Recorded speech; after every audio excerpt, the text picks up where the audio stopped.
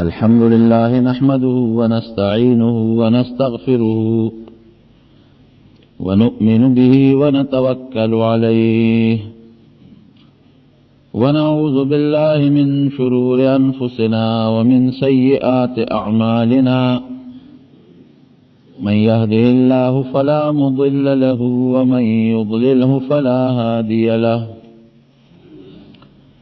ونشهد أن لا إله إلا الله وحده لا شريك له ونشهد أن سيدنا وحبيبنا وشفيعنا وسندنا ورحمتنا ومولانا محمدا عبده ورسوله أما بعد فقد قال رسول الله صلى الله عليه وسلم من تشبه بقوم فهو منهم أو كما قال. نبی کریم صلی اللہ علیہ وسلم فرمائی چې کم انسان د کم قوم سره ځان برابر کنو آخرت کې به هغې ډلې سره پاسي.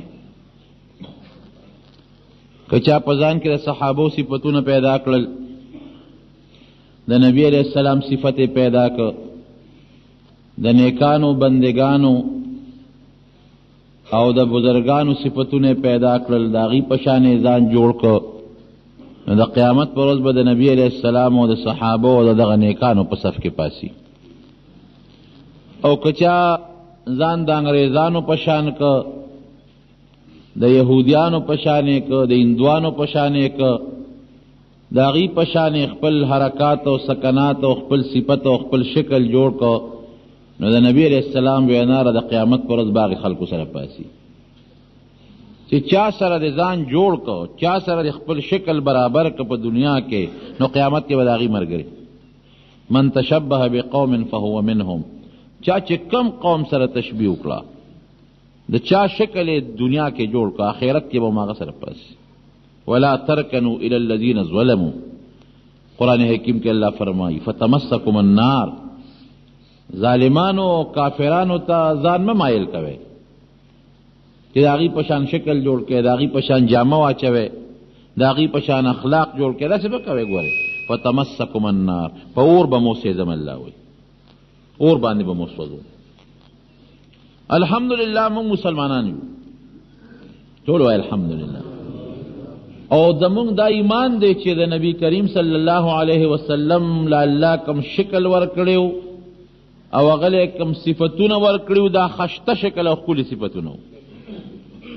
صحابو له چې الله کم اخلاق ورکړي، کم صفتونه او کم شکلونه ورکړي، نو دا زمونږ ایمان دی چې دا ښکلي شکلونه.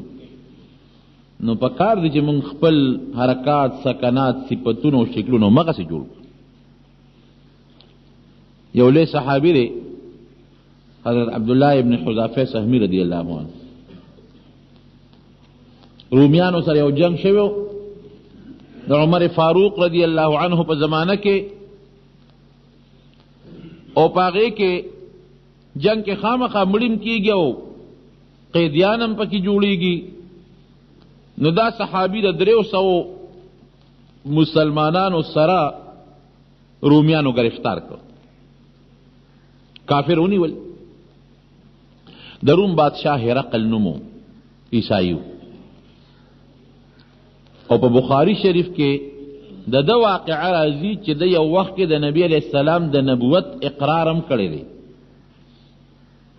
باقاعده پیغمبر علیہ السلام دله دعوت ورکړی و، خط یې ورلېږلی و. او بیا دې هرقل د قریشو ابو سفیان رضی الله عنه هغه وخت کې کافرو په یو قافله کې تللی و. دوی یې راوغوښتل تپوس یې وکړه چې د دې سړي د قوم څوک شته؟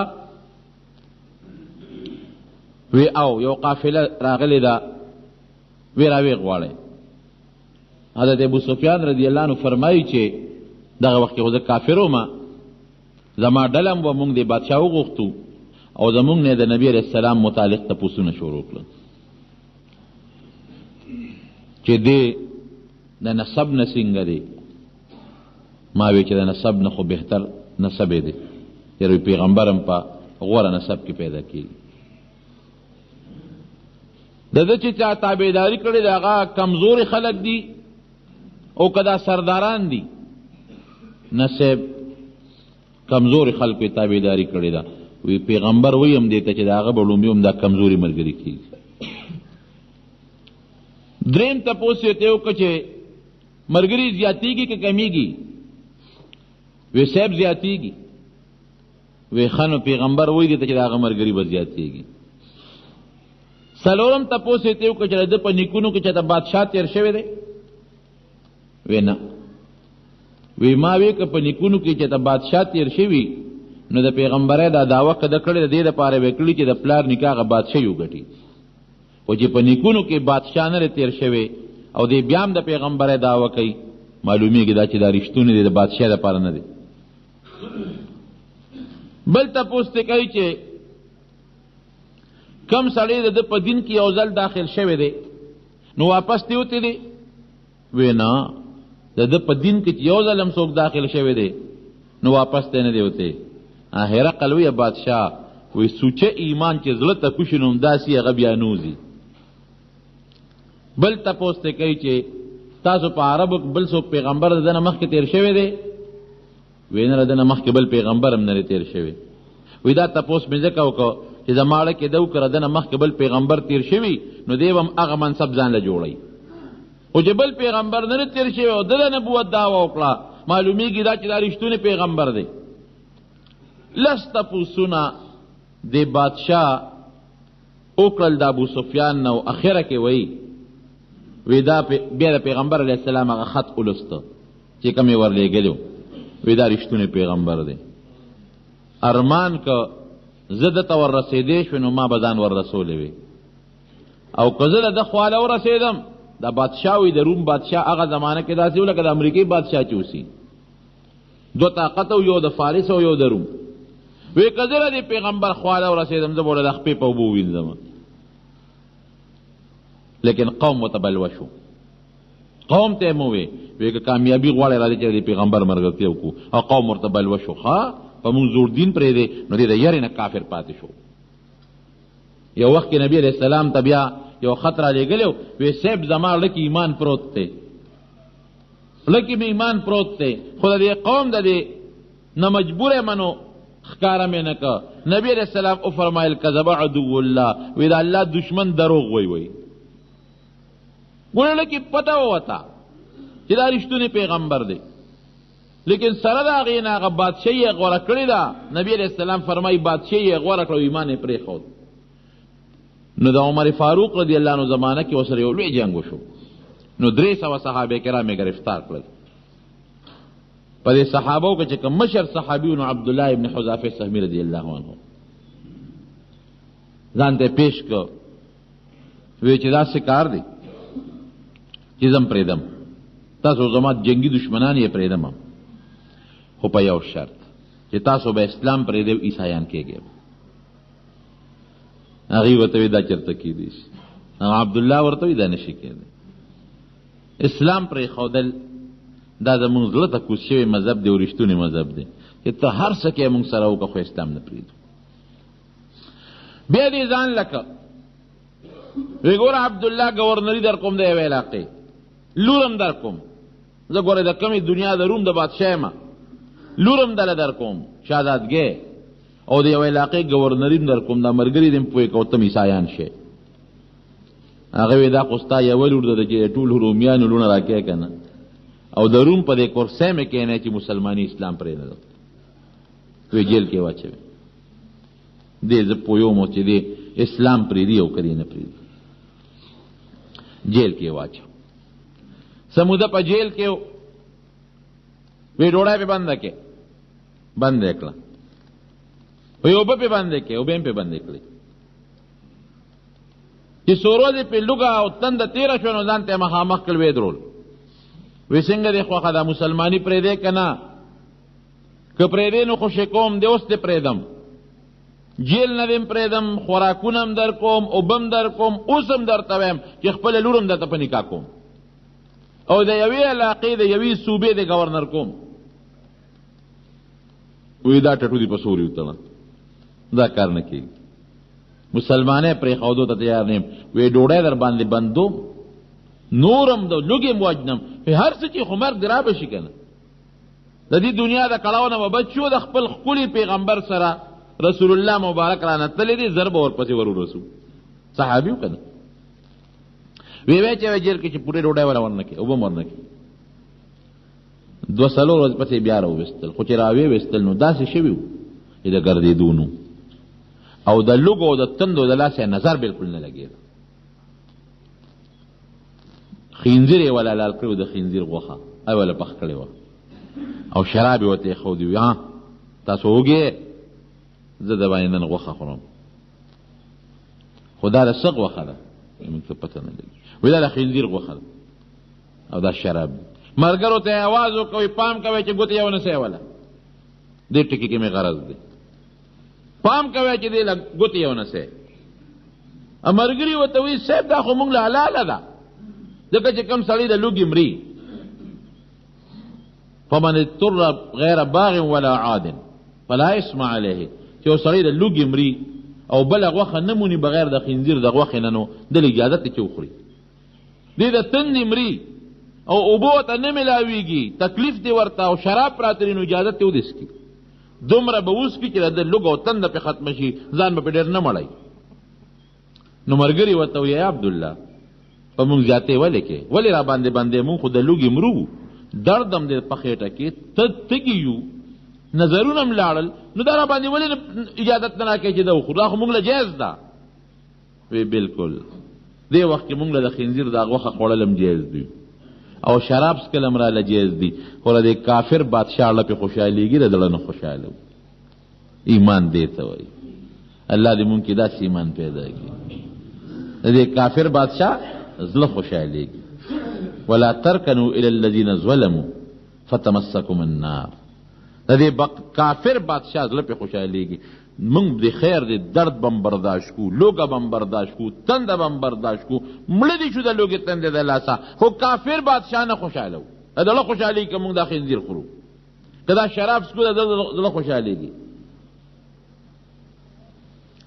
جناب هرقل مرګري راغونډ کړي وی عملې د اسلام دې ته مسلماني وایي د دولت لالچ مې ولا ورکړ د لور لالچ مې ولا ورکړ د بادشاه لالچ مې ولا ورکړ تکلیفونه او ضررونه مې ولا ورکړل ډوډۍ اوبه مې پې بندې کړلې او سره د هغه ایمان نه پرېږدي وی خاص به داسې کوو چې وجنم هم پرېږدم هم نه ډېره ښه ده نه وي داسې خو هم نه وجنم داسې سزا دله در کومه چې ستاسو نوسي او کړوسي م یاد وساتي یو لوی دیګ کې تیل واچول او هغې ګرم کړل او چې ښه په خوټ کېدو شو که نه اور ورپسې بلېده چې دا خوټکار یې کو وی دې اور ته مچوم دې تیلو ته مچوم ایمان پرېږدی که نه وی نه ظالمانو اور ته مچوم واچوه که نه چې وام چې خو یو لږ غوندې تکلیف دې تېر به شي جنت ته به ورسو وی یو ملګري راونیسئ ور واچوئ دې رستو کېله یو ملګری وله راونیوه صیب هغه د مضبوط هغه ډرم تیل چې خوټ کېدل په هغه کې ور وغورځو یاره تاسو یقین وکړئ تاریخ لیکي دومره ګرم و که نه چې تیلو رسېدو سره اډوکې غوښه د یو بل نه جدا شو د وی قدر یې ونه کړ دومره ګرم و هغه د خولې نه هغه کشم ونه وته لو خاړې شوې او هغه پکې ور پرېوته او اوس دې ونیسئ ور واچوئ نو چې دې یې ونیو نو په ژړا شو نو هرقل بادشاه ملګرو ته وایي صبر وکړئ ویې ژړل داسې معلومیږي لکه چې ایمان پرېږدي وی دې خیر راولې ماته وی زه خو راته وایم چې ټینګېدل دې ورته ګران دي د ایمان پرېږده او راځئ عیسایي شه د دې مرګ نه هم بچ کېږي لور هم دله اوس هم درته وایم لور درته په نکاح در کوم بادشاهي هم در کوم ګورنري در کوم وی نه وی دا ودې ژړل ولې ویارېدې د مرګ نه وی نه د مرګ نه خو نه یم یېرېدل وی دا جاړې ولې وی زه خو په دې نه جاړم چې ته ما په اور سوځې زه په دې جاړم چې وجود مې ډېر کمزوری شوی دی یو تشه ډوکې مې پاتې دي لږه غوښه ده راپور ډېر کمزوری ارمان دا دی چې دا وجود مې ښه غټ وي ښه غټ، او زما په دې وجود کې دومره ساګانې وي چې زما په دې وجود څومره ویښته دي، او اره یوه ساه مې د اسلام نه په دغه طریقه قربان کړې وی چې دا زما ملګري په قربان کړه. په دې جاړم دا خو به مې سر واچي او ټس سره به لوقړه شم، خبره به ختمه شي. نه نه نه نه نه، چې په ما کې د دې ویښتو برابر ساګانې وي او هره ساه رانه په دومره تکلیف وتلی او ښه غټ وجود مې وي چې ښه تکلیف راته میلاو شوی وي، او دا وجودونه مې د اسلام نه قربان کړي. په دې جاړم. هرقل ملګرو ته ویره داسې کار دی، دا کسان پرېږدو، موږ ورته نه کوو. ورته یې پرېږدم دی خو په یو شرط. په څه شرط؟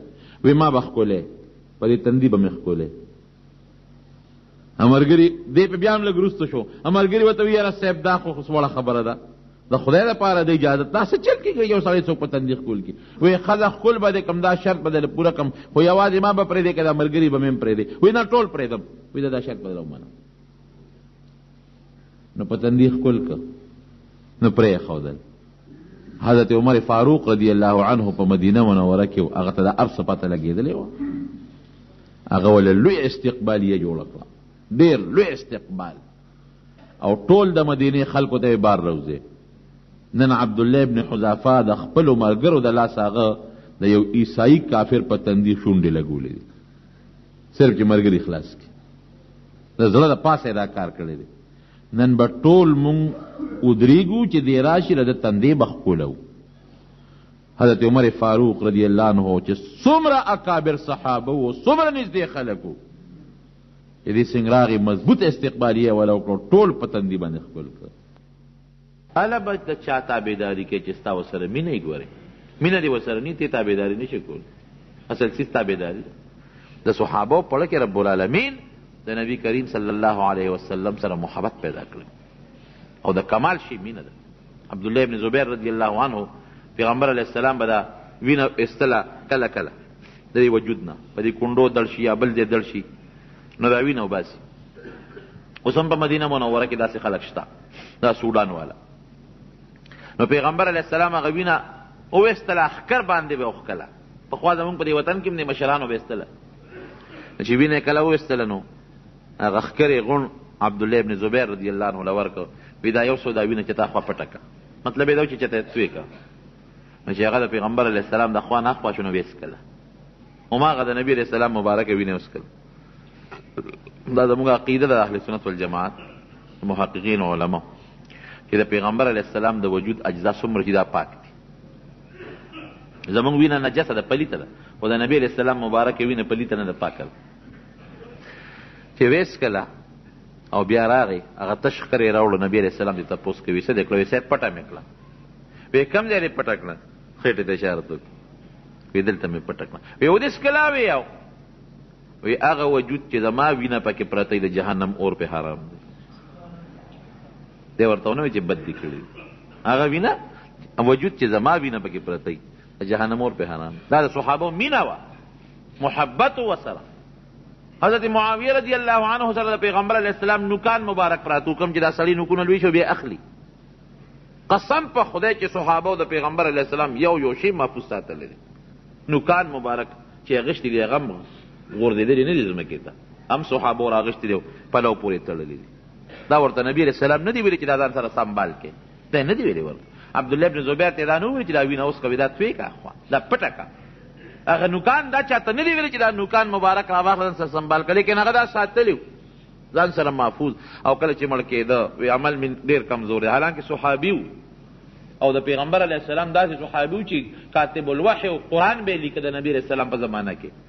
پیغمبر علیه السلام باندې به قرآن نازلېده، واس کې معاویه ته رضی الله عنه بل صحابي، دا صحابه به یې راوغوښتل، شپږ کسانو وي دا ځان سره لیکې، د قرآن لیکونکي و د پیغمبر علیه السلام د مبارکې ژبې نه، او ډېر لوی زبردست جهادونه یې کړي دي، مجاهد دی، صحابي دی، خو چې کله مړینو په جړا شوې عمل مې ډېر کمزوری دی.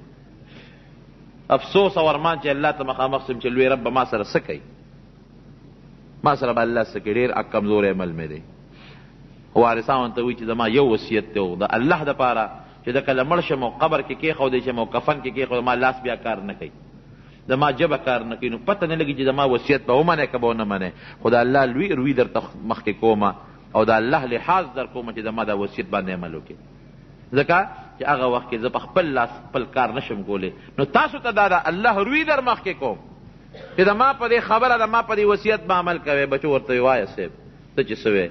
وی ښه نو یو څیز دی ما سره، یو درخواست دی چې زه به الله ته پیش کوم. که په هغه درخواست یې وبخلم خو ډېره ښه ده، که په هغه درخواست یې ونه بخلم نو عمل مې ډېر کمزوری دی. بابا تا خو ډېر جهادونه کړي دي، ته خو د نبي علیه السلام صحابي پاتې شوې، تا خو ورله وحي لیکلی ده، ته خو ترې مخکې وروستو منډې دې والي دي او پیغمبر علیه السلام درته دعاګانې کړي دي. وی نه برو بس یریږم د الله د قهر نه. دا حقیقت دی. ګوره د الله د غضب او د الله د قهر نه ډېر یریږم، خو یو درخواست دی زما الله ته به پیش کوم. نو ممکن ده چې په هغه درخواست مې الله وبخي. وی هغه څه درخواست دی؟ وی ما سره دا د نبي علیه السلام مبارک نوکان پراته دي، نو چې کله زه مړ شم او قبر کې مې کېدی نو دا نوکان به راوالې زما په دې سترګو د پاسه به کېدی. نو چې کله فرشتې د قبر مال راشي زه به وایم چې دغه تحفه مې مخکې پرته ده، نو خوښه مو خپله ده، که د دې تحفې د برکت نه ما ته غږ نه کوې او کار سره کوې. دا تحفه د دې سترګو د پاسه ما د نبي علیه السلام د وجود مبارک تحفه درته راوړې ده. الله ته به هم دا تحفه مخکې کوم، نور هېڅ ما سره نشته. جناب دونه محبت، دومره مینه، نوکان مبارک ساته. او د پیغمبر علیه السلام ته خو پته وه، قسم په خدای احادیثو کې راځي د حدیبیې په مقام باندې چې کله کافرانو جوړه کړله د نبي علیه السلام سره، خو د کافرانو کوم مشر راغلی و، نو چې هغه کله واپس لاړه و هغه خپلو ملګرو ته یې وویل یاره وی په ارام کښېنئ جنګ ورسره نه کوو نبي علیه السلام سره. وی ولې؟ وی زمونږ ملګري به مونږ نه وتښتي او د هغه ملګري ګورې د هغه نه تښتېدو والا نه وي، ځان به مړه کړي خو د نبي علیه السلام وجود ته به دومره غش یې پرېږدي. او دا حقیقت دی. د احد په میدان کې به په دې خپلو لاسونو باندې تورې غدار راتمبه او نبي علیه السلام به بچ کوو. حضرت طلحه رضی الله عنه غشې به ویشته، حضرت چې غشې به ویشته او داسې غشې به ویشتل چې شیش به خطا نه تو، او لاسونو باندې به د پیغمبر علیه السلام نه دغه راتمبول غشي او تورې. حضرت سعد رضی الله عنه فرمایي ما به غشي ویشته، وی نبی علیه السلام راته مخامخ خوا کې ولاړو، نو چې غشې به زما د لیندې نه وتو نو هغې به په تندي لاس کېښود، ورته به یې کتل چې دا لګي په کافر باندې او که نه لګي. وی ما ورته چې د الله رسوله دلته مه ودرېږه، دا ما شاته ودرېږه، ځکه چې کوم ځای نه څوک ډس کوي نو دشمن هم په هغه ځای ډس کوي. نو چې زه غشي ولم نو په ما د دشمن غشې راځي، نو خیر دی زه به زخمي شم، په سینه به وتمبم، خو چې ګورې ته زخمي نه شې. زه ما شاته ودرېږم. نو ما ته به یې اواز کو چې ارمي یا سعدو فداک ابي و امي. دومره خوشحاله و ارمي یا سعدو فداک ابي و امي، ای سعده اوله زما مور او پلار تا نه قربان. دا راته نبي علیه السلام به وي. ګوره مینې ته ګوري که ناسې خو نه وایي. نبی علیہ السلام ورته فرمایي زما مور او پلار تا نه قربان، سعده اوله شابه. نو جناب هغې ته پته وه چې ما سره مینه ده، نو هغه کافر هغه خپلو ملګرو ته وایي چې ګوره جنګ مه کوئ، زموږ ملګري به موږ نه وتښتي او د هغه نه ملګري نه تښتي. وی قسم دی که د نبي علیه السلام د ملګرو په شان ملګري مې چېرته لیدي دي. ما ورسره خبرې کولې، وی چې دوی به سر مبارک اوچت که ملګرو به یې سره ونښکته کړل. چېرته ملګرو ورته نیغ نه دي کتل، صحابه او نبي هم ته نیغ نه شو کتې. زمونږ په دې احادیثو کې په دې شمایلو کې د پیغمبر علیه السلام صفتونه راځي چې سترګې مبارک کې داسې وي، ویښته مبارک کې داسې، وروځې مبارک کې داسې، پوزې مبارکه داسې، ورنګ داسې. هغه د هغې صحابو نه نقل دي چې ماشومان، هغه وخت کې ماشومان وروستو بیا لوی دي، خو هغه وخت کې ماشومان، ماشوم خو هر چا ته نیغ نیغ ګوري. هغه زمانه کې بالغان صحابه کرامو د هغې نه ډېر کم دا روایت منقول دي، نه شو کتې صحابو مخکې داسې مقام یې ملګري به یې ښکته ګوري. او قسم دی چې ما ورته کتل لاړې توکلې، نو ما د پیغمبر علیه السلام لاړې ځمکې ته رسېدلې ونه لیدې، چې لاړې به یې توکلې صحابه به فوراً ورته لاس نیوه په ځان باندې مګل. دومره مینه به وکړي څوک پلار سره به وکړي زوی داسې مینه کرکه کوي د دې زمانې بچي د پلار نه، د مور نه کرکه کوي، کرکه. ډېر نیک بخت به دی چې به د مور او د پلار خدمت به وکړي. د پلار لاړې به څوک لاس کې ونیسي، د نبي علیه السلام لاړې به هغې په خپل، خو د هغې لاړې مبارکې هم داسې نه وي لکه زمونږ په شان، د هغې خولې او د هغې لاړو به خوشبویه کولې، خوشبویه. دومره محبت او مینه. د حج په مقام چې کله سر مبارک خریه نو ویښتې یې وخریه، ابو طلحه رضی الله عنه فرمایي ما ته یې اواز کړي دې خوا راشه، وایي دا ویښته ونیسه. نو چې بل طرف یې وخریو اوږده اوږده ویښته به د نبي علیه السلام مبارک تر د غوږونو د پوسکۍ پورې یا د سټه پورې. نو ما له یې راکړل، وایي ما ته وایي چې دا په صحابو پرې ملګرو دوه ویښته تقسیم کړه. هغه ته پته و چې د ما د ویښتو قدر د صحابو سره شته. دوه ویښته مې په یو کس باندې تقسیم کړو. نن هم د دنیا په ګوټ ګوټ کې ځای په ځای د نبي علیه السلام ویښته مبارک خواره پراته. نو جناب خبره مې دې پورې کوله چې د صحابو د مینې او د محبت د پیغمبر علیه السلام سره یو انتها و انتها. حضرت سمیه رضی الله عنها د پیغمبر علیه السلام صحابیه ده. بعضې خلک وایي یاره مسلمانانو سره زیاتي کي. ټیک ده، بس امتحان د ابتلا ده. دومره نه دي شوی لکه څومره چې د مکې کافرو د صحابو سره کړي دي. نو چې دا کله مسلمانه شوه دا وینځه وه. د حضرت عمار رضی الله عنه مور وه او د حضرت یاسر رضی الله عنه بیبي وه. وینځه ده. نو ابو جهل راوسته، وی د پلار نیکه دین مذهب د پرېښود، مسلمانه شوې. وی دوه خان راوله، یو اوښ یې راوسته او د هغې اوښ هغه پړی یې د دې بیبي دې خپې ته واچو، او بل اوښ یې راوسته د هغې پړی دې بلې خپې ته وله واچو، او دی ودرولو. یو اوښ یې داسې ودرو بل یې داسې ودرو. وی چې زه اعلان درته وکړم د اوښان به روان کې. نو د اوښان خو ډېر لوی طاقت لري، نو دا به په دې منځ شلو. وایه که نه دا مرګ قبول به کړي څوک؟ دې ته مرګ وایي. وی داسې به شلو، داسې مرګ به ورولو. نو چې څنګه هغه یو اوښ یې روان کړو بل یې روان کړو، دې په ژړا شوه. وی ودرېږې صبر وکړې. ور د پلار نیکه دشمنه نه وه، د اسلام او د مذهب دشمنه وه. وی صبر وکړې. چې خپې غریب یې راخکې شو، صبر وکړې. وی څنګه چل دی؟ پرېږدي ایمان؟ که پرېږدې واپس زمونږ د پلار نیکه دین کې داخلېږي نو اوس دې پرېږدو. وی نه. وی دا ودې ژړل ولې؟ ویارېدې؟ وی نه. نو یې ولې ژاړ؟ نو حق ټکې ورته وی جاړم په دې چې په وجود کې مې یوه ساه ده اوس به وځي او ختمه به شي. په دې جاړم چې افسوس او ارمان زما په وجود کې دومره ساګانې وي چې زما په دې وجود څومره ویښته دي، او هر یو ساه مې د نبي علیه السلام نه دقسې قربان کړی وي لکه دا چې اوس یې قربان و. او مقسې تې سه وویسته، او یو ډېر ناجایز حرکت یې مغه وخت کې وکړه ورسره. ابو جهل او د هغه ملګري کافران د الله په خاورو کې په الله لعنتونه ووري. هغې هغه مینې وي، د هغې هغه محبت و. رب العالمین د هغې محبت هغه صلې او د هغې محبت هغه اجرونه صحابه کرامو له په دنیا کې هم ورکړل او په آخرت کې هم وله ورکړل. یو صحابي راغی نبي علیه السلام ته وی د الله رسوله، وی جنت کې خو به ته په ډېره لویه مرتبه کې مونږ خو به ډېر لاندې یو. الله اکبر. ته به ډېره لویه مرتبه کې مونږ به ډېر لاندې، نو په هغه جنت به څه کوو چې تا سره پکې زمونږ ملاقات نه کړي؟ مونږ له خو دنیا خره ته را سره ناست دی، مونږ در سره ناست یو که نه؟ که دنیا کې مشقت دی او تکلیف دی او جوړ دی او ناجوړ او درد دی او هر څه دي، ته خو را سره ناست دی. نو په هغه جنت به څه کوو چې ته زمونږ نه لرې؟ نو رب العالمین قرآن حکیم کې آیت نازل کړ، آیت الله نازل کړ چې د چا سره په آخرت کې مینه وي، نو قیامت کې جنت کې به رب العالمین هغه انسان د هغې خلکو سره ملګري ساتي. خو خلکو سره د مینه د علماو سره نیکانو سره جنت کې به هغې سره ملګري، او که غلطو بدانو فاسقانو فاجرانو سره د مینه ده نو جهنم کې به د هغې سره بیا ملګري وي.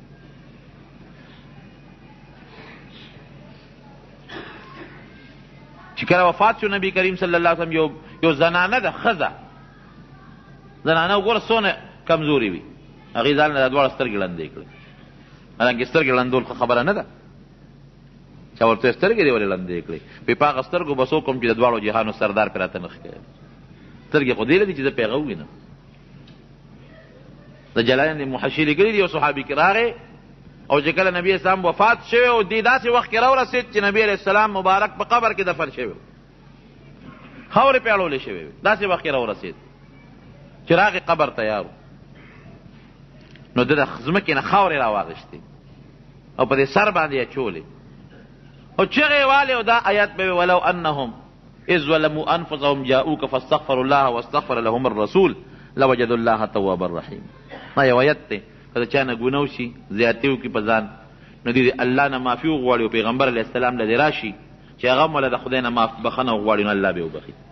نو مونږ خو چې اوس ګناه به کوله او راتلو به نبي علیه السلام ته به مو وایي چې مونږ له د الله نه بخښنه وغواړه، هغې به راله بخښنه غوښتله. نو اوس به مونږ چا ته وایو چې مونږ له د الله نه بخښنه وغواړه؟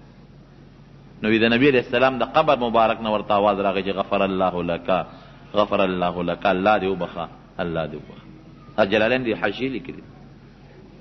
صحابي نوم مې وخت کېر شو دومره محبت و یو مثال مونږ ته مخکې پروت ورونو ما درته مخکې وي چې د محبت او د مینې مقصد څه دی تابعداري د نبي علیه السلام کړ الله دا ولې مینه پیدا کړې ده د پیغمبر علیه السلام مینه د امت سره پیدا کړه لکه د پلار د بچو سره چې دی پوره شفقت په د خپل امت باندې او داسې طریقه باندې ورته هدایت وکړي لکه پلار چې بچو ته کوي او د امت محبت او مینه د نبی علیه السلام سره داسې پیدا کړه چې دی پیغمبر علیه السلام ته د خپل ځان نه او د خپل پلار نه او د هر چا نه زیات محبوب وګڼي چې دی تابعداري وکړي د محبت مقصد دا دی چې موږ د نبی کریم صلی الله علیه وسلم تابعداري وکړو د هغې په شان ښکلې عقیده د هغې په شان عمل د هغې په شان اخلاق د هغې په شان کردار موږ خپل کړو الله دې دقسې مینه زموږ د نبی کریم صلی الله علیه وسلم زمانه را یو قوم راغی د عدل او د قاری دا دوه قبیلې وې نبی علیہ السلام ته مدینه شریفه کې کېناستل او دوکې له راغلي مسلمانانو له او پیغمبر علیہ السلام له دوکه ورکوله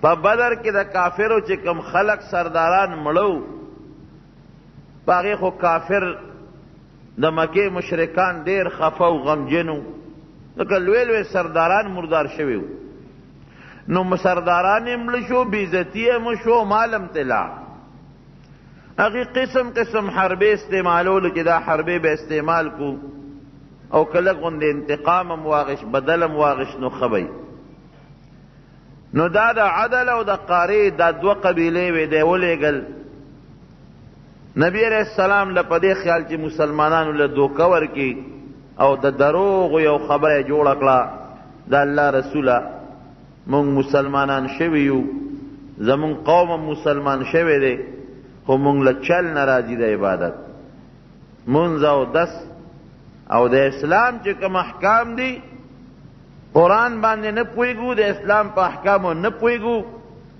ته مهرباني وکړه مونږ له یو څو کسان راکه قاریان استادان چې زمونږ دا کم نوی قوم مسلمان شوی دی هغې ته دین وښیي اسلام ورته وښیي او د اسلام احکامات ورته وښیي یو څو کسان راله راکړه نبی علیہ السلام پې خوشحاله شو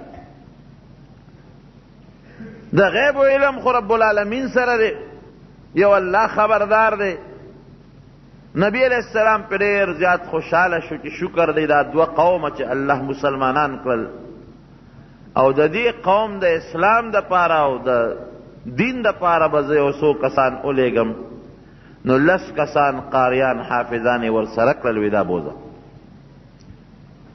او د هغې مشر حضرت عاصم رضی الله تعالی عنه مقرر دا 10 کسان لاړ شئ او د دوی د قوم چې ایمان قبول کړی دی نو تاسو د دین احکاماتو تعلیم ولا ورکې قرآن ورته وښایئ زما حدیث ورته وښایئ ځای لاړ شئ ورسره د کافرانو د حالاتو لږ غوندې خیال هم ساتئ که هغوی سره کې څه نور څه بد ساتي د مکې خلک نو په هغې به مونږ خبروئ ډېره ښه ده دا 10 کسان یې ځان سره روان کړل چې روان یې کړل او یو مقام ته ورسېدل نو د هوزیل یو لویه قبیله ده د هغې قبیلې 200 کسان غشو ویشتو والی ورته په لار کې ایثار کړي چې زه به مسلمانان راولم هر څو چې مې راوستل 10 مې راوستل 20 مې راوستل 15 راوستل په دوکه به راولم هغه به جمدي جاړ نیسو او د مکې په کافرو به خرڅو چې هغې ته د خپل بدر د مړو بدل والی دا یو منصوبه وه دی چې کله ورسېدل د هوزیل د قبیلې خوا کې هغه 200 تیرانداز ورته ولاړو ځای په ځای باس دا مسلمانان پوه شو او هلکه مونږ سره خو دوکه وشوه مونږ خو په دوکه راوستلی شو اوس خدای خبر چې دوی به څه راسره کوي بس داسې یو غونډی وه هغې غونډۍ طرف ته دوی مایل شو او هغه چې 200 کم غشو ویشتو والا کافر واته ګیر چاپېره تو شو هغه چې چاروستي په دوکه باندې هغې ورته وی دا څه کوئ تاسو وی تاسو مونږ سره دوکه وکړه وی نه دوکه هم د سره نه ده کړې مونږ خو هماغه خبره ده زمون قوم مسلمانیږي او تاسو هم هغې له راوستئ راکوشئ چې لاړ شو. وی نه تاسو چې دا 200 کسان خوشه دا دنیا خلک مونږ ته راوستی دی دا دوکه نه ده. وی نه دا خو ستاسو استقبال له راغلی دي، ستاسو هرکلی او استقبال کوي. وی ښه استقبال له چې څوک راځي ځان سره غشي او نیزې او لیندې او تورې راوړي. وی او زمونږ د وطن همدغه طریقه ده، مونږ چې د چا استقبال کوو وسله را سره وي. وی نه مونږ یریږو، تاسو مونږ په دوکه راوستی یو او ستاسو مقصد خراب دی. به هر کیف هغې غشو ویشتو والا پې شروع کړه، ګیر چاپېره تې تو او ورته همدا وایي چې راکوشئ مونږ له لاس راکې. لاول خو یې ورته همدا خبره کوله چې مونږ په دوکه نه یې راوستی، خو چې پوته ورته ولګېده چې مسلمانان خو زمونږ د دې منصوبې نه خبر شو، نو بیا ورته څه وایي؟ وی ټیک ده مونږ په دوکه راوستی خو مونږ هم وجنو نه، لاس مونږ له راکې درته اسم نه وایو، وعده در سره کوو چې تاسو له مونږ امن در کوو. دی ورته وی داسې چته کېږي، دشمن له امن چته ورکوي. مونږ هم په دوکه راوستو او زمونږ د سرونو سودا هم د مکې خلکو سره کړې ده، دا خو مو ډېر ظلم کړی دی. نو چې کله دی سره غشي لیندې وې د مسلمانانو سره خو دا 10 کسه او په مقابله کې 200 کسانو مقابله شروع شوه. دی کوم مشر چې دی حضرت عاصم رضی الله عنه هلته ودرېد، وی یا الله زمونږ پیغمبر زمونږ نه خبر کا، اللهم اخبر عنا رسولک، دا خپل رسول زمونږ نه خبر کا. مونږ سره خو ډېر ظلم وشو، زیاتې را سره وشو، په دوکه راوستلی شو. رب العالمین زمونږ پیغمبر زمونږ نه خبر کا، چې مونږ سره زیاتې وشو. نبی کریم احادیثو کې راځي نبی کریم صلی الله علیه وسلم په محراب کې ناست دی او ناګانې د سترګو نه اوښکې مبارکې روانې شوې. صحابه وی د الله رسوله ولې؟ وی ما ته اوس جبریل علیه السلام خبر راوړو زما هغه 10 ملګري عاصم او د هغه ملګري کافرانو په دوکه بند کړي دي او د غشو او د نیزو د تورو غدارونه پې کېږي.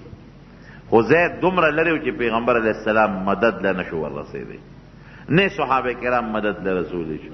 بیا د بلا مزلو کافر وضع مزلو. نبی علیه السلام ډېر غمجن شو، ډېر خفه شو او د سحر په مانځه کې د دې قوم دپاره هغه قنوت نازله چې مانځه کې اخیري رکعت کې کومې خیرې کېږي هغه خیرې ورته نبی علیه السلام شروع. 9 کسان شهیدان شو، 9 کسان.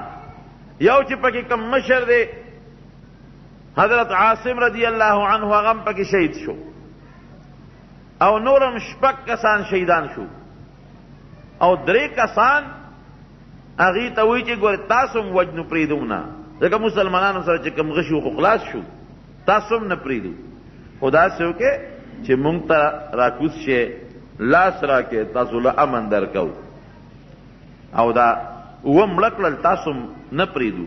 دې غریبانانو مړه کې سوچ وکړو چې مرګ خاص مرګ دی، راشه لاس ورکړه که په دې چې ته بچ شې. نو یو حضرت خبیب ابن عدی رضی الله عنه، یو عبدالله ابن طارق رضی الله عنه او یو حضرت زید ابن دسنه رضی الله عنه، دا 3 کسان لاس یې ورکړ او کافران د لاس نه ونیول. خو چې څنګه دا 3 واړه ونیول نو هغې مزي راواغېشتل او دوی له شاته لاسونه تړل شروع کړل. چې لاس یې وله تړل هغه 3 ملګري عبدالله ابن طارق وایي دا لومبی دوکه ده، تاسو خو وی چې مونږ درته څه نه وایو، امن درکو. نو امن دې ته وایي چې مونږ له لاسونه تړی. نو په هغه یې شروع کړه راښکه یې دې ورسره نه ته، راښکه یې دې ورسره نه ته. وی ګوره پرېږدو دې نه، وی دا 9 کسان چې زما کوم ملګري شهیدان شو زم د دې په لاره تلل غواړم خو تاسو سره نه ځم. نو وهه یې ټکو یې زخمی که په لاره یې راښ که، هغه 8 ملګري هم هلته شهید شو. صرف 2 کسان پاتې شو، حضرت خبیب او حضرت زید. دا دواړه دغې قبیلې بوتلل او د مکې مکرمې په کافرو باندې خرڅ کړل چې ها دا واخلئ او که تاسو د خپلو مړو د سردارانو انتقام اخیستل غواړئ دین خپل بدل والئ. په بلاو پیسو یې په مکه کې خرڅ کړل. دا چې کوم مشر پکې شهید شو حضرت عاصم رضی الله عنه، په بخاری شریف کې حدیث دی، شارحین د حدیث هم لیکي چې د ده متعلق یو مکه مکرمه کې یوه ښځه وه یا یو سړی و، هغې سړي په مکه مکرمه کې قسم کړی و، وی عاصم زما پلار وجلی دی په بدر کې، او که عاصم ماله په ګوتو راغی د هغه سر به زه پرې کوم او د هغه کفره کې به زه شراب څکم، پرېږدم نه، د هغه د سر په دې کفره کې به زه شراب څکم. نو عاصم ته خو دا خبره رسېدلې وه چې هغه انسان زما متعلق دا قسم کړی دی، نو چې کله دې شهید کېږي نو دا الله ته یو سوال وکړو، یا ربه یو خو زمونږ ښکلی پیغمبر زمونږ نه خبر کا، او دویم په بدر کې چې ما کم کافر مردار کړی دی د هغه اولاد دا قسم کړی دی، او یقینا چې زه اوس مړ شم نو زما په وجود به دوی لوبې کوي، زما سر به دوی پرې کوي، او قسم به پوره کوي زما په کوپړی کې به شراب څکي. زه خو مړی مرسو چې کېږي کوي را سره کوي دی، خو الله زما په دې سر کې ستا قرآن پروت دی، ستا قرآن زما په دا سر کې پروت دی. نو چې کم سر کې ستا قرآن پروت دی او هغې کې شراب چولی کېږي نو دا د هغه قرآن بیا بېعزتي ده. نو الله دا سوال دنه کوم چې زما دا وجود د دې کافرو نه محفوظ کا، چې زما هغه کفره چې ستا قرآن پکې پروت دی چې هغې کې یو کافر پلید شراب وانه چي او پکې شراب ونه څي. چې دې شهید شو نو جناب هغې راله چې دنه سر پرې کوو، او دا سرونه یې ټولو نه پرې کوو، او دا سرونه به یو څو په مکه کې به خرڅ کړو چې دا 8 کسان دي او دا مونږ مړه کړل، او دا یو مونږ له پیسې راکړي. او بیا د عاصم سر کې خو هغه انسان شراب هم څکي، دا خو به ډېر لوی قیمتي. نو په بخاري کې راځي چې رب العالمین دا ډمبرې راوستې، د شاتو دا مچۍ رالی او دا ډمبرې رالی، او دا په دې لاشونو باندې بنګېدل شروع شو. د حضرت عاصم رضی الله عنه په سر بنګېدل شروع شو، دوی ورته ودرېدل چې دا ډمبرې او دا مچۍ دا تورې غټې مچۍ لرې شي چې مونږ ته سرونه پرې کړو او خرڅ کړو. د عاصم دا سر پرې کړو مونږ یې خرڅ کړو.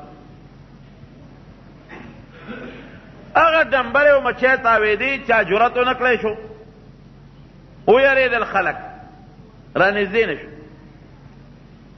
بیا سره یو بل سره دا مشوره وکړه چې مچۍ خو د شپې ډمبرې هسې خپلو کبینانو لځي، د شپې به راشو، د شپې به دې اثر پرې کړو. په دې کورونو ته لاړل. رب العالمین د مازدیګر نه ورېځ راوست، زلزل راغی د ماښام نه، او د شپې داسې زبردست باران وشو چې سیلابونه وبېدل، او داسې بارانونه وشو، داسې سیلابونه وبېدل چې کافر سار رالل نو د هغې شهیدانو یو شهید هم دوی له په ګوتو ورنه راغی، پته مو نه لګېده چې رب العالمین د هغې وجودونه په کم طرف باندې یوړ. هغه دعا یې الله تعالی قبوله کړه، هغه سوال یې الله قبول کړ، او د حضرت عاصم رضی الله عنه سر الله د هغې کافرو نه وساته، او هغه سر چې هغې کې د الله قرآن پروت و د هغې حفاظت الله وکړو، د هغې کافرو د شرابو د څکو نه رب العالمین محفوظ کړ. هغه 2 کسه چې بوتلل، یو یې په یو کافر خرڅ کړ او بل یې په یو کافر خرڅ کړ. حضرت زید ابن دسینه رضی الله عنه چې چا باندې خرڅ شوی و هغه فورا راویسته، د مکې مکرمې د حدودو د حرم نه بار ویسته، او بره په یو لرګي باندې وتړه، او خلق تماشې له رالل، لویه دنیا تماشې له راغلې وه، د مکې کافر سرداران تماشې له راغلي وو. چې کله یې دې ملکه و حضرت ابو سفیان رضی الله عنه دغه وخت کې د مکې د کافرو سردار لا مسلمان شوی نه دی، او ورته ودرېده، وی زید ابن دسنه یو خبرات کوم، په ډېر اسانه دې پرېږدو، خو یو خبره د خولې نه وباسي. ویه څنګه؟ وی دا ستا دا یو ارمان دلته وکړه چې ارمان دا دی چې نن دلته کې محمد رسول الله صلی الله علیه وسلم دا نوم خو د عزت مونږ اخلو که ستاسو دا پیغمبر نن دا ارمان وکړه ستا په دیرت ته تړلی شوی وي او تا خپل کور د خپلو ښځې سره او د بچو سره مزې کولې دا به څنګه وه دا ارمان وکړه که ته دا ارمان وکړې دا پیغمبر دلته راتلی نه شي دا به ستاسې د خولې یو خبره د خولې نه وباسه یو دړه ارمان دی خولې ته راوباسه نور هغه دلته مونږ راوستې هم نه شو نه دلته کې راتلی شي خدا یو ارمان وکړه چې ارمان کاغه زما په دې تړلی شوی او ما د خپلې ښځې او بچو سره مزې کولې څه ښه به وه هسې داسې ووایه نو پرېږدو دې زید ابن دسینه ورته ابو سفیان ډېره غلطه خبره د خولې نه وویستله ډېره غلطه خبره زما د قسم په رب العالمین په هغه ذات چې ما له دا سا راکړې چې نبي علیه السلام متعلق دا خبره کول او دلته د هغه راتلل دا خو ډېره لویه خبره ده چې زه د هغه خپې ته غنه برداشت کول هغې ته هم تیار نیم د خپل سر نه تېر یم خو د نبي علیه السلام مبارک خپې ته غنې رسولو ته هم تیار نیم دا هم نشم منلی زما سر د قربان شي پروا نشته خو دا لا دلته راتلل او زما په ځای تړلی کېدل د هغې مبارک خپې ته غنه رسېدل دا هم نشم برداشت کول او دا قسم دی ګورې صحابو کړی دي د خود په غذا کې حضرت طلحه رضی الله عنه او نور صحابه کرام به ودرېدل او په خپلو سینو به د پیغمبر علیه السلام نه غشي تمبول او خپل لاسونه به ورته نیول او د پیغمبر علیه السلام نه په دې لاس به د تورو غزارونه تمبول دا صحابه وکړي ابو سفیان وی یاره واقعي د نبي علیه السلام نوم یې واغېست د هغه ملګري پې سخت عاشقان او پتنګان دي دومره محبت او دومره عشق موږ د چا په ملګرو کې نه دي لیدی کوم عشق او محبت چې د محمد صلی الله علیه وسلم په ملګرو کې په غشو یې پې غزارونه وکړل په نیزو یې پې غزارونه وکړل او داسې غریب له دا وجود چټني چټني که چې په هغه لرګي پورې هغه غوښې ونښتې چیت شو لسم ملګری چې حضرت خبیب رضی الله عنه دی دی یو کور کې تړلی و د په بدر کې یو سړی وجلی و حارس د هغه حارس کور کې دی تړلی و یو لرګي پورې او عربو به د محرم په دې میاشت کې دې ته به یې د عزت او د حرمت میاشت وې دې کې به مرګ نه کو یورې که دا میاشت تېره شي د هغې نه پس به یې وجنو نو چې کله هغه میاشت په تېرېدو شوه لږې ورځې پاتې شوې او دو درې ورځې پس دی وباسي د حارس هغه لور ته یې ویې ما له چاړه راوړه د نیانو دا چاړه چې زه پې دا زیاتي ویښته او دا ځان صفا کړم هغه وله چاړه ورکړه چې چاړه یې ورکړه په بخاري شریف کې حدیث د حارس دا لور چې کوم کور کې دا خبیب رضی الله عنه تړلی شوی دی هغې وی زما فکر چې ته بل خوا شو د کور کار مې کو وی چې کار مې د کور کو ناګانه مې خبیب ته پام شو نو زما یو ماشوم بچی په توخېدو په خړپوسو زما نه ورو ورغی او د خبیب ته ځان وررسولی خبیب دا ماشوم راغشتی دی او په دا رونې کېنولی دی دغه ماشوم دی بچی دی او چاړه ورسره لاس کېده خو چې ما وکتل خو چاړه خو مې د خپله لاسه ورکړی دی بچی مې په خړپوسو ورغلی دی نو ما چغې کړې ولې دشمن سره زویم دی او دشمن سره چاړم ده او هغې دشمن سره چې دوی اروس واپس وجني وی ما چغې جوړه کړې شور مې جوړ کړ چې خلقه غرقه شوم تباه شو ای خبیب آواز راکړه چې خورې ولې وی چې دا زما دا بچی تا سره دی او چاړم در سره ده هسې تاسو نه تپوس کوم که دې خبیب ځان بچ کو په دې ماشوم نو بچ کولی شو چې دا ماشوم یې د سینې پورې نیولی وي او چاړې راغشتې او د پاسې پې دقسې ایښودی چې ما پرېږدی او که نه دا ماشوم حلال کړم خامخا به یې پرېښودم او بیا به یې ورته ویل چې بس اوس ما پرېږدی چې زه مدینې شریفې ته ورسم ماشوم پسې م راشي یا یو کس را سره روان شي چې زه کله بچ شم او ما ته پته ولګي چې ستاسو نه خلاص شم زه به هغه له ماشوم ورکړم او زه به ترې ځان خلاص کړم خلک دا سوداګانې کوي که نه کوي کولی شي لیکن پیغمبر علیه السلام د دې خبرو اجازت نه ورکوي ماشوم سره ظلم بنه کې، د مشر به قدر کې او ماشوم سره احسان بکې، د ماشومانو به خیال ساتي.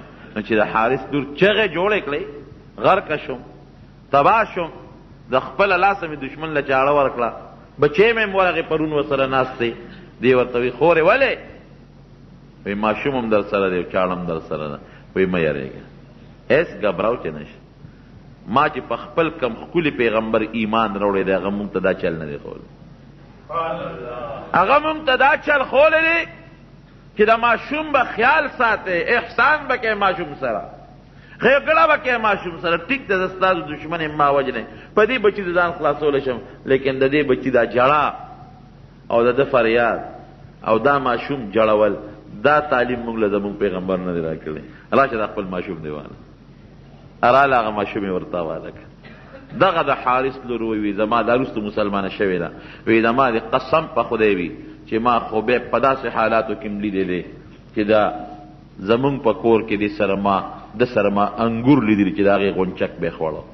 حالانکې په مکه مکرمه کې په دغه زمانه کې انګور نو، بازار کې انګور نو، او بل دی په موږي تړلی او دله انګور راوړل چا نه څوکو چې ولې راوړی وي زموږ دشمنو، نه په مکه کې انګورو، او ما ورسره د انګورو غونچک لیدلي چې د هغې نه انګور خوړل، او دا نو مګر د الله د طرف نه رزق و چې دله اسماني رزق را رسو. دا ولا الله روزي دا رسوله رب العالمین کوي داسې. جناب چې یو څو ورځې تېرې شوې او د محرم هغه میاشت اووته نو دی یې بوتو، د حرم شریف نه بارې ولې یو لرګی ښخ کړو. د هغې لرګي په سر باندې داسې یو بل لرګی ټک و لکه صلیب غوندې نشان، او دی اوچت که دا یو لاس یې وله په هغه یو ښي طرف لرګي باندې کېښود، دا بل په هغه بل لرګي، او په دې لاسونو یې وله میخونه ټکول په هغه لرګي پورې، په دې سینو باندې وله میخونه ټک وهل، په دې خپو یې وله میخونه ټکول. خو چې دی کله لرګي ته خیجی نو خبیب رضی الله عنه ورته وایي وی ما له لږه موقع راکړې یو 2 رکعته لمونځ کوم، لږ موقع راکړې، ډېره ښه ده وکړه، څه که بل څه ارمان دي هغه هم پوره کړه. نو 2 رکعته لمونځ یې وکړو، ډېر زر زر یې وکړو. نو قوم ته وایي افسوس چې که ما دا مونځ اوږدو نو تاسو به وایي چې د مرګ نه یېرېږي، مونځ اوږدئ، ویارېده او مونځ اوږدئ. نو که دا خبره د ما پړه کې نه وه نو ما به د خدای د خپل مونځ ډېر اوږد کړی وی، ځکه مونځ خو یو هم څیز دی، ما به د خپل رب ته دا مونځ ډېر اوږد کړی وی. خو اوږدو مې نه تاسو به وایئ چې د مرګ نه یېرېږي. چې کله یې بر اوچت کو او ویې تړو نو دی یو 2 شعرونه وویل، چې کله یې په نیزو واو په لاسونو او په خپو ورته میخونه ټکوئ، نو دی وی ولست ابالي حين اقتل مسلما على اي شق كان لله مسرعي وذلك في ذات الاله وان يشاء يبارك على اوصال شلو ممزعي. ویس پروا مې نشته چې مسلمان مرم، که زه کافر مړ کېدی نو بیا به خفه وم، چې زه مسلمان مرم هېڅ پروا مې نشته. او چې په کم طرف زه پرېوتم د الله په لار کې نو پروا مې نشته، یا به په ښي طرف پرېوځم، یا به په ګس طرف پرېوځم، یا به پړ مخې پرېوځم، یا به په شا پرېوځم، په هر طرف چې د دې ځمکې ته پرېوتم د الله د رضا لپاره د الله په لار کې، نو په دغه د مسلمانۍ په دې مرګ هېڅ پروا مې نشته. وذلک فی ذات الاله، زما دا مرګ د الله په لار کې دی، د الله د رضا لپاره دی. وان یشاء یبارک علی اوصال شلو ممزعی، وی که الله غواړي که نه نو زما په دغه ټوټو پیوندونو اندامونو کې به الله ډېر لوی برکت کړي. نو چې دا شعر یې ووی نو د هغه ځای نه بیا الله ته درخواست وکړه، لکه هغه مشر ملګري چې الله ته درخواست کړی و، یا الله زما په زړه یو ارمان دی، هغه ارمان خو راله پوره کړي. یو ارمان دی، هغه ارمان مې دا دی چې زما پیغمبر ته زما یو سلام خو دې وخت کې ور ورسوم، زه یو سلام په دې ځای نه اچوم نو پروردګاره زما دا سلام خو زما نبي علیه السلام ته ورسوه. نو دا هغه ځای نه په پیغمبر علیه السلام سلام واچو. او نبی علیه السلام دغه وخت کې ډېر فکرمند دی، سوچ کې دی، هم د دې خپلو ملګرو ناګانه بیا سترګو کې اوښکې رالې، ډېر غمجن شو او وی وعلیک السلام یا خبیب، اے خبیب پتا دې سلامي. مرګرو تپوس وکړو د الله رسول څه چلو شو؟ وی خبیب سلام اوې ما ته جبریل علیه السلام راورسو، د هغه سلام ما ته الله راورسو او ما د هغې سلام جواب ورکو، الله به دا جواب مغه ته رسوي. او دې وخت کې هغه غریب هم شهید شو. دی وو پنېدو چې وی وو پوره شهید شو، نو بیا هم په اقا لرګي د پاسه اویزان پرېښوده او څوکیداران یې پې ودرول، وی تاسو ودرېږئ هسې نه لاشئ څوک کوز نه کي، او دې دپاره یې پې پرېښود چې مارغان راشي او د هغه وخت یې مارغان وتښتئ. دومره ظلم.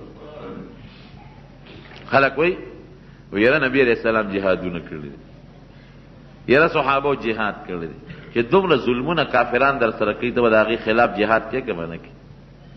خپل کلي مکه مکرمې ورته پرېښوده، هلته څونه ظلمونه مسلمانانو سره کول، هغې ورته پرېښود مدینې منورې ته لاړ. نو هلته په ارام نبی علیہ السلام نه پرېښود. کله به د مکې کافر رالل د مسلمانانو څاروي به وتښتول، کله به یې د هغې باغونو ته تیلي ورته کړل، کله به یې د هغې درمندونه سوځول. د بدر دا غذا خو هسې نه ده پېښه شوې، د بدر جهاد خو هله وشو چې مسلمانان تنګ شو ډېر زیات. چې د خدای بندګانو کلي م درته پرېښود، ځمکې م درته پرېښودې، کورونه م درته پرېښودل، رشتې م درته پرېښودې، ټول رالو دنه مدینې منورې ته 400 میله لرې دنه راوتښتېدو. دلته مونږ په ارام نه پرېږدی، کله راله فصل سولوی، که د باغونه سوځوی، که د رانه څاروي تښتوی، که د رانه مریان وجنې تښتوی. نو دا د بدر جهاد دپاره ځکه نبي علیه السلام قوتې و. د احد د جنګ دپاره بیا هغوی راغلي دي، نبي علیه السلام نه یې ترې د بدر بدل یې اخېسته. غزوه خندق له بیا هغوی راغلي دي. اخر کې چې مسلمانان کله زیات شو نو بیا مکه مکرمه نبی کریم صلی الله علیه وسلم فتح کو. نو چې دې کله شهید کو او دا ظلم یې ورسره وکړو، نو جناب علی کسان یې مقرر کړل چې تاسو ودرېږئ چې څوک دې کوز نه کې ویې نه تښتئ او چې د هغه وخت یې مارغان هم تښتئ. نو پیغمبر علیه السلام خو الله خبر کړ، نو یو څو کسان یې ولېږل، یو 2 کسان، وی تاسو لاړ شئ او د خبیب هغه وجود شا به لاړ شئ. صاحب هغې ته خو به څوکیداران ولاړ، وی یا به خدای ړانده کاڼه کړي، اب الله ړانده کاڼه کړي، خو تاسو ورشئ. دا 2 کسان چې ورغلل، وی چې مونږ څنګه ور ورسېدو، نو خبیب هم په هغه لرګي تړلی شوی دی رضی الله عنه، مړ دی. کافران کې چاپېره څوکۍ کوي. مونږ خو د پیغمبر علیه السلام حکم و د هغه خبره وه، نیغ ورلو. مونږ یې اړو هم نه لید. اصلم پونده ورکړه، چې پونده م ورکړه، نور کافر رالل چې ویې کتل، یې لږ تاسو څنګه ولاړ یې؟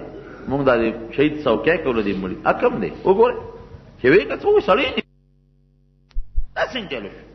وایي د خدای نیکبخت تاسو په ځان خبر هم نه ولاړ، دلته یو سړی دی نه لاړ، پاسون یې رازغل رامنډه کړه. مسلمان وی صحابي وی چې کله دوی زمونږ اس خو درونو منډه ډېره نه شو والی، ځکه مونږ پې شهید پروت و، تیز نه شو تللی، نو د هغې سونه راپسې راورسېدل. اوس زړه کې سوچ کو چې دا خو اوس مونږ هم رانیسي، دی به هم رانه والي، مونږ هم رانیسي، ځکه زمونږ اس دروند دی منډه نه شي والی. نو مونږ حضرت خبیب ورته هلته وغورځو چې د دی خو اس مړ دی، دی به ورته وغورځو، مونږ خو به بچ شو که نه، اوس مونږ هم 2 کسه شهیدان کوي. قسم په خدای وی چې څنګه هم حضرت خبیب د هغې اس نه لاندې وغورځاو، رب العالمین ځمکه اوشتول او هغه پکې وردننه شو. بلیع الارض ورته وایي، د خبیب لقب بلیع الارض دی، ځمکه اوشتلې دی پکې ننوت. مونږ ته لړو، کافر رالل، ویې کتل لکه سړی خو نشته، هغوی مونږ خو ته وتښتېدو، یو کس وی دلته غورځېدلی، کوم ځای غورځې راشئ وګورئ، ګوري دا لکه د ځمکه کې راوغوندې معلوم